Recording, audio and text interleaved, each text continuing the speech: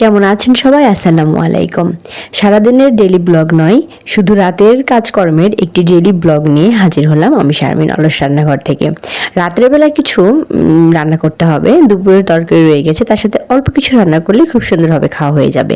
তো কি রান্না করব? কোনো ভাজি সবজি করতে ইচ্ছে করতেছিল না, হালকা কিছু করব। তো মনে হলো যে আলু আর ডিম একসাথে সিদ্ধ করে নিয়ে ডিমটা একটু এভাবে কেটে আর আলু ঘাটি, যেটা আর কি আমাদের উত্তরাঞ্চলের ভাষায়, আমাদের বগুড়া অঞ্চলে সবাই এটা আমরা খুব পছন্দ করি।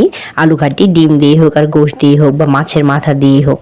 তো আজকে আমি এভাবে করব, কিন্তু অল্প তো, আলু ঘাটি অনেক বেশি হবে না, একটু মাখা মাখা হবে। এভাবে সব কিছু কষিয়ে নিয়ে সিদ্ধ আলুগুলো দিয়ে দিলাম আর ডিমটাও আগে একটু ভেজে নিয়েছিলাম। ঠিক এভাবেই আমরা আলু ঘাটি করি। আর আলু ঘাটিটা কিন্তু আমাদের বগুড়ায় মানে কি আর বলি, খুবই মজা হয়। আর এইভাবে এই যে একটু ধনিয়া পাতা দিয়ে মাখা মাখা করে নামিয়ে নিলাম। রান্নাটা কিন্তু এভাবে চটপট করলে বেশ ভালোই মজা লাগে।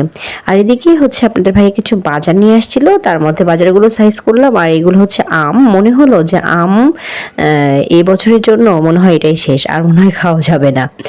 আর এদিকটা হচ্ছে একটু মুরগি ছিল, মুরগিটা ভাবলাম কেটেই রেখে দিই। এই ছিল আজকের ভিডিও আমার। কেমন লাগলো? আসসালামু আলাইকুম।